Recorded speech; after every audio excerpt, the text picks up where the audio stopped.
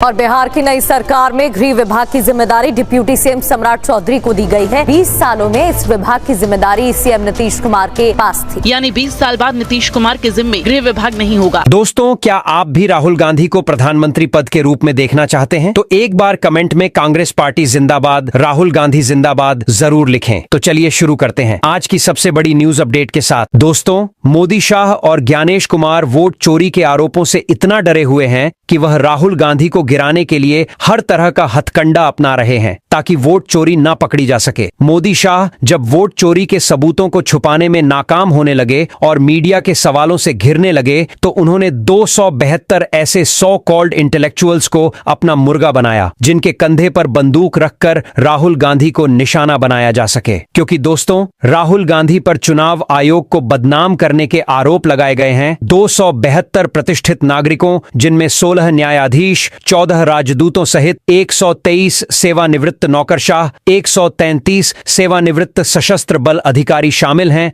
इस लेटर में विपक्ष के नेता राहुल गांधी और कांग्रेस पार्टी द्वारा चुनाव आयोग जैसी संवैधानिक संस्थाओं को बदनाम करने के प्रयासों की निंदा की गई है। इस प्रकार के कई मुद्दे बीजेपी सामने ला रही है जिससे उनकी वोट चोरी न पकड़ी जा सके। हालांकि दोस्तों, विपक्ष पहले दिन से कह रहा है कि एनडीए चुनाव आयोग के साथ मिलकर वोट चोरी कर रहा है, लेकिन एनडीए और चुनाव आयोग की ओर से बार बार कहा जा रहा है कि विपक्ष के ये सारे आरोप झूठे हैं। विपक्ष हार की खींच में ये बातें कर रहा है। यहां तक कि कांग्रेस की ओर से बार बार कई नंबर गेम का खुलासा भी किया जा रहा है। लेकिन फिर भी जैसा कि विपक्ष बार बार कह रहा है कि ज्ञानेश कुमार बीजेपी की बी टीम की तरह काम कर रहे हैं और इसी वजह से विपक्ष शासित राज्यों में तो चुनाव आयोग सख्त होता है, लेकिन जहां बीजेपी की बात आती है तो वहां चुनाव आयोग आंख मूंद लेता है। लेकिन अब मुख्य चुनाव आयुक्त ज्ञानेश कुमार के खिलाफ महाभियोग की तैयारी कर रहे इंडिया गठबंधन को अब कुछ ऐसा मिल गया है जिससे उसकी महाभियोग की तैयारी और पुख्ता हो सकती है। लेकिन दोस्तों, आपको इसी बीच एक और बड़ी खबर बता दें। दिल्ली से पटना तक राजनीतिक तापमान एक बार फिर बढ़ गया है। विपक्षी इंडिया गठबंधन और कांग्रेस ने मुख्य निर्वाचन आयुक्त ज्ञानेश कुमार के खिलाफ संसद में महाभियोग प्रस्ताव लाने पर चर्चा तेज कर दी है। पार्टी सूत्रों के अनुसार यह मुद्दा पिछली संसद सत्र में भी उठा था, लेकिन अब शीतकालीन सत्र से पहले विपक्ष के भीतर नई विमर्श शुरू हो गया है। कांग्रेस का कहना है कि चुनावी प्रक्रियाओं, ईवीएम, मतदाता सूची और विशेष गहन पुनरीक्षण से जुड़े सवालों के जवाब लंबे समय से नहीं मिल रहे। इस कारण वह संवैधानिक तौर पर उपलब्ध विकल्पों पर विचार कर रही है। कांग्रेस की इस सक्रियता को बिहार चुनावों के बाद उठे विवादों से भी जोड़कर देखा जा रहा है, जहां विपक्ष ने मतगणना में देरी,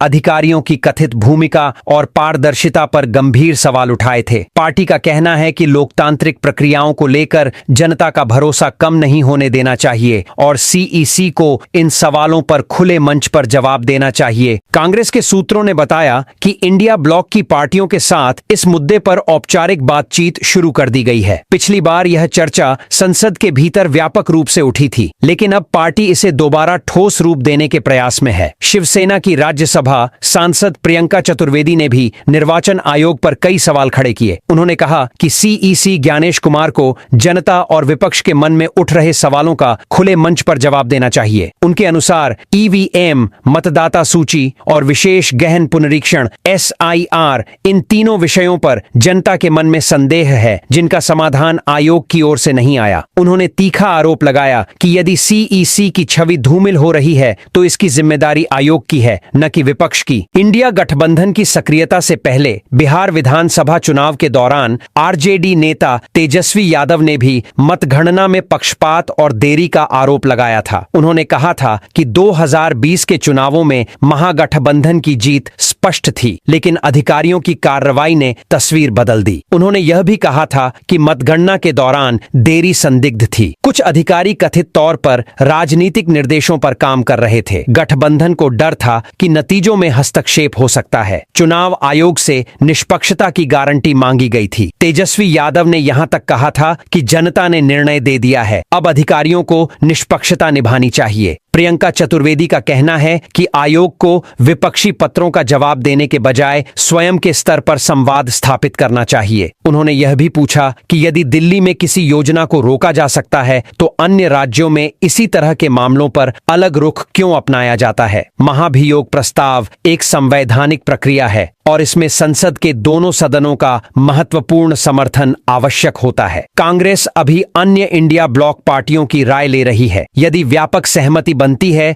तो इसे शीतकालीन सत्र में औपचारिक रूप से उठाया जा सकता है। लेकिन दोस्तों, इन सभी विवादों के बीच कांग्रेस सरकार एक बार फिर मुश्किल में पड़ती हुई नजर आ रही है, क्योंकि कांग्रेस सांसद राहुल गांधी या उनके वकील शुक्रवार को भी वाराणसी कोर्ट नहीं पहुंचे। इस वजह से उनके मामले की सुनवाई नहीं हो सकी। अब 18 दिसंबर को सुनवाई होगी। विशेष न्यायाधीश यजुर्वेद विक्रम सिंह ने कहा कि अगली सुनवाई 18 दिसंबर पर राहुल गांधी या उनके वकील कोर्ट आएं, जिससे सुनवाई हो सके। राहुल गांधी पर अमेरिका के न्यूयॉर्क में ब्राउन यूनिवर्सिटी में भगवान राम को काल्पनिक कहने का आरोप है। इस मामले में वकील हरिशंकर पांडेय ने पुनरीक्षण याचिका दाखिल की है। एडवोकेट हरिशंकर पांडेय ने 12 मई को याचिका दायर की थी। इसमें उन्होंने दावा किया था कि राहुल गांधी 21 अप्रैल को अमेरिका के बोस्टन गए थे। यहाँ पर ब्राउन यूनिवर्सिटी में स्टूडेंट्स के साथ उनका एक सेशन था। यहाँ राहुल ने भगवान श्री राम को लेकर विवादित बयान दिए थे। उन्होंने भगवान राम को पौराणिक बताया था, साथ ही उस युग पर बताई जाने वाली कहानियों को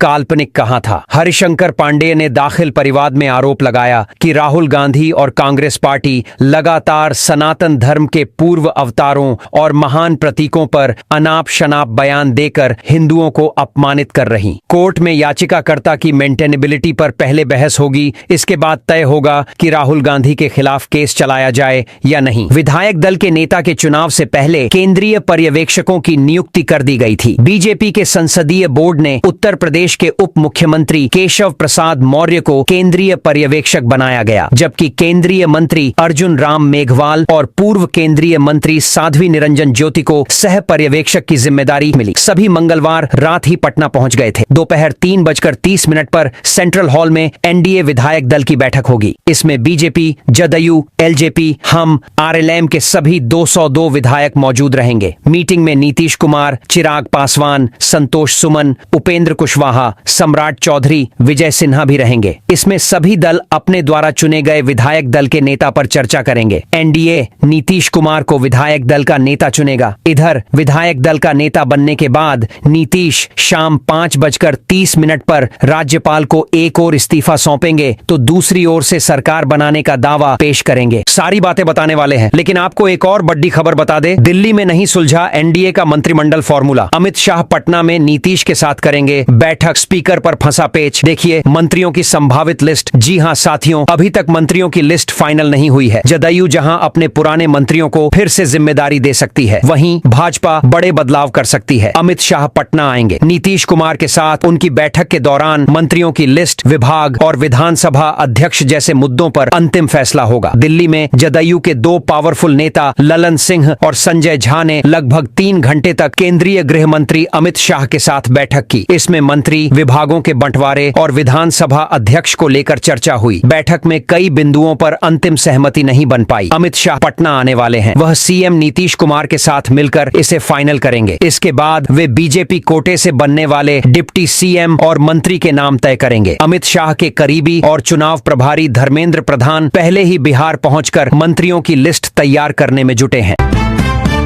मोदी गमछा लहराते हुए भाजपा मुख्यालय पहुंचे, मखाने की माला पहनी, बोले बिहार के लोगों ने गर्दा उड़ा दिया। साथियों आपको बता दें, बिहार में एनडीए सरकार कायम रहेगी। शुक्रवार को जारी विधानसभा चुनाव के रिजल्ट में एनडीए को प्रचंड बहुमत मिला है। गठबंधन ने 200 से ऊपर जीतकर रिकॉर्ड बनाया है। भाजपा को 85 सीटें मिली हैं, जो अपने आप में रिकॉर्ड है। पीएम मोदी दिल्ली स्थित बीजेपी हेडक्वार्टर में पार्टी कार्यकर्ताओं के साथ जीत का जश्न मनाया। मोदी जैसे ही भाजपा मुख्यालय पहुंचे, कार्यकर्ताओं का जोश हाई हो गया। मोदी मोदी के नारे लगने लगे। पीएम भी कॉरिडोर से लेकर मंच तक गमछा हिलाते पहुंचे। पीएम को देख कैंपस में मौजूद हर कार्यकर्ता गमछा लहराने लगा। मोदी बोले, कांग्रेस अब मुस्लिम लीगी माओवादी पार्टी, छठ को ड्रामा कहने वाले बिहार की इज्जत क्या करेंगे। भाजपा ने बिहार में एनडीए की जीत का शुक्रवार को दिल्ली हेडक्वार्टर में में जश्न मनाया। इस मौके पर पीएम ने 42 मिनट के भाषण में कहा, बिहार के लोगों ने गर्दा उड़ा दिया, अब कट्टा सरकार कभी वापस नहीं आएगी। इस दौरान कांग्रेस, आरजेडी, पश्चिम बंगाल, केरल, तमिलनाडु चुनाव का जिक्र किया। उन्होंने कहा कि बंगाल में भी भाजपा सरकार बनाएगी। उन्होंने कहा कि कांग्रेस अब मुस्लिम लीगी माओवादी पार्टी बन गई है। 8 विधानसभा सीटों पर उपचुनाव के रिजल्ट। राजस्थान में एसडीएम को थप्पड़ मारने वाले मीणा हारे, कांग्रेस जीती। झारखंड के पूर्व सीएम का बेटा हारा,